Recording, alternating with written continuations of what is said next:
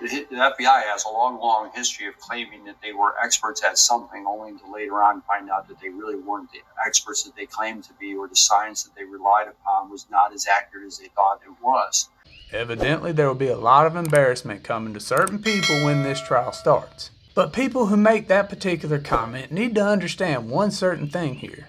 We aren't advocating for a guilty man to walk. We are advocating for our questions to be answered. Because what's actually factual and available right now does not prove guilty beyond a reasonable doubt. It seems this guy's as confused about the facts as we are. We're confused by the actual lack of information and lack of evidence contained within the PCA, and he's confused about what's actually factual. Nothing has been officially said that Bryan Kohberger purchased this K-bar knife. That has absolutely 100% not been proven. Yes, they have submitted warrants. Yes, they are searching for how he purchased the knife. But those warrants do not prove that they actually linked him to purchasing the knife yet. But what if they did prove that he actually purchased the knife? What if they did prove he held that thing in his hand? For the individuals who see that he's completely innocent right now, and for the individuals who only see suspicion, what evidence would they have to prove to convince you he did it? Well, let's talk about it. Copyright disclaimer under Section 107 of the Copyright Act 1976. Allowance is made for fair use for purposes such as criticism, comment, news reporting, scholarship, and research. Fair use is a use permitted by copyright statute that might otherwise be infringing. Nonprofit, educational, or personal use tips the balance in favor of fair use.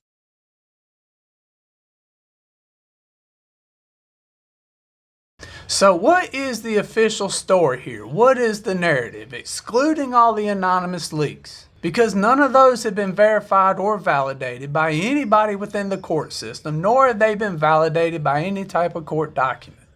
Well, the state paints a picture that Bryan Kohberger was hunting these individuals. He was stalking the home.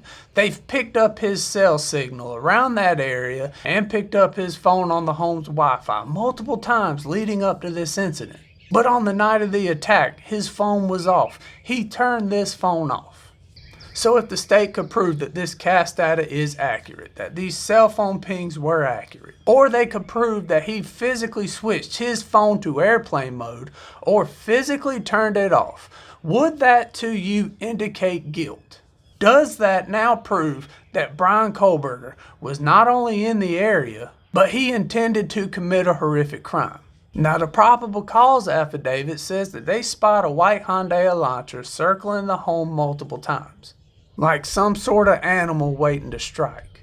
So if the state could prove or has actual footage of that white Hyundai Elantra with some sort of school parking pass linked to Bryan Kohberger or an image of his license plate, does that to you now prove guilt? Do you see Bryan Kohberger being guilty? You would think that if they could actually prove that those cell pings were accurate, that the CAS data is accurate, that they have an actual image of Bryan Kohberger in this vehicle with an image of a license plate registered to his name, that most people would say at that point, yes, he did it. I would personally say if they prove both of those things, at the very least that proves he was in the area.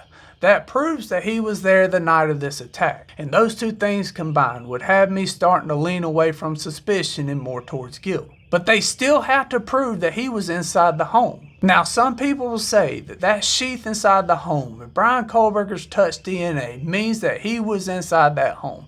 And I know you're not going to believe me when I say that touch DNA does not prove he was inside the home. So you can believe what these scientists in Indianapolis said. In fact, it's been proven that you don't necessarily have to touch a thing for your DNA to end up on it. And I'll link that article down in the description below. But what if they have more proving Bryan Kohberger was inside the home? What if there was more DNA evidence found that didn't make its way into the probable cause affidavit?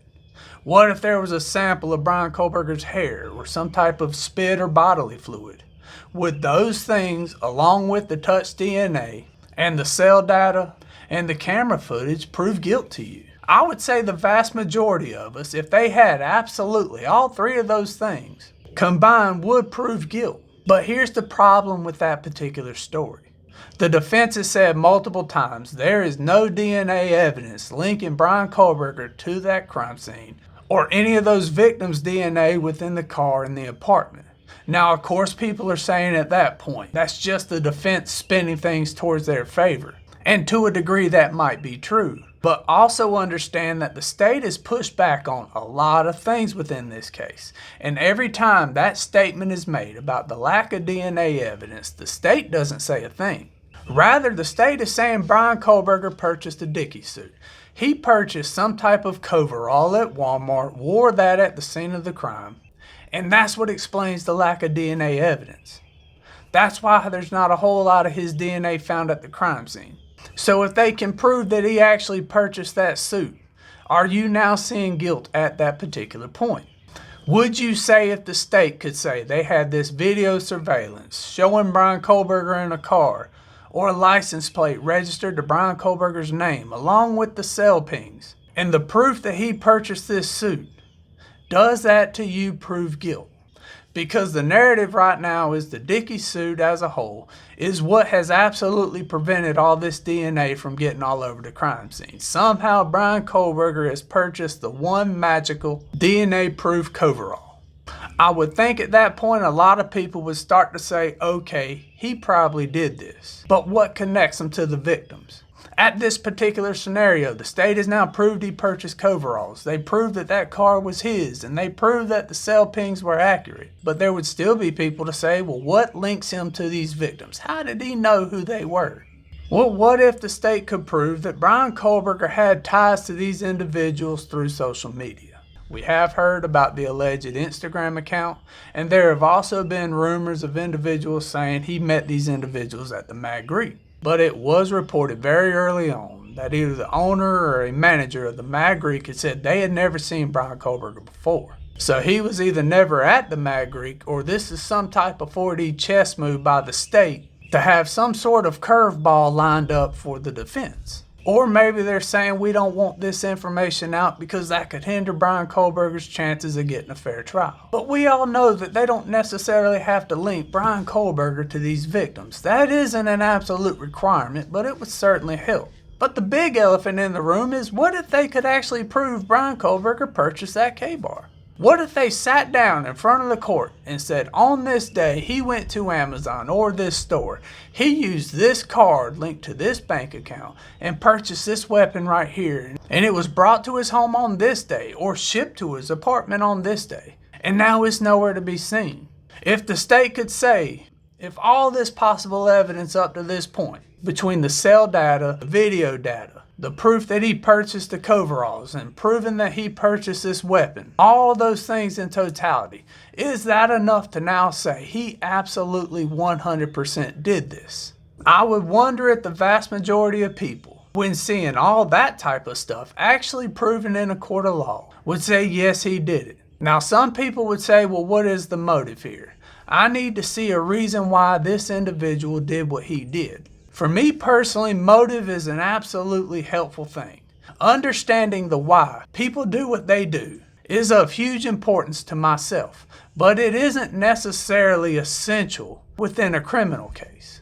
My own personal opinion on it is this: if they absolutely 100% for sure prove that he purchased that K-bar, and they 100% prove that he was around the home of that night of the attack, they proved that that vehicle was his through some sort of license plate identification or parking sticker, or maybe they even show an individual driving the vehicle that happens to have bushy eyebrows.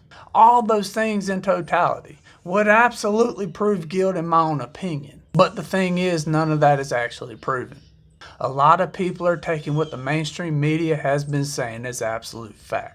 The reality of it is the mainstream media is as guilty or not worse than any content creator when it comes to sensationalizing a story or manipulating a headline. People get on this particular platform and say everything we do is for views and clicks and money. Well, how do you think these online news agencies pay their bills, people? They are as guilty or more than we are. There has not been one single actual video leaked, even anonymously, that proves that was Brian Kohlberger's vehicle, or that he was even driving it. There is not one single court document that has came out that proves Brian Kohlberger purchased Dickies or this K-bar. Nothing has came out in the court documents that prove any DNA was found of those victims inside Brian Kohlberger's car or his apartment.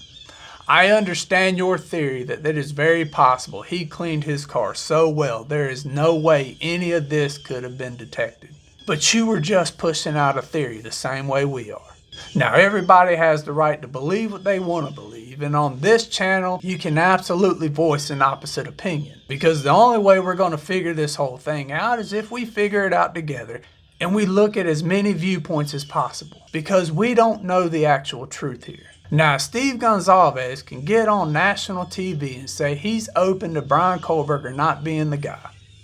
Why can't everybody else make that same statement? In my own personal opinion, regardless of where you fall within this conversation, whether you're a pro-burger or a no-burger, or you're just in the middle, you see suspicion but nothing more. Like myself, you should be ready to be shocked at the trial. Now maybe I'm right within this conversation, or maybe I'm wrong to be one of the few people who are trying to look at all this thing objectively, the same way any of us would want a juror to look at a criminal case. Or maybe I have no idea what I'm talking about. You can let me know down in the comments below. Other than that, I appreciate your time. I appreciate you being here. Y'all stay safe. I'll catch you in the next one.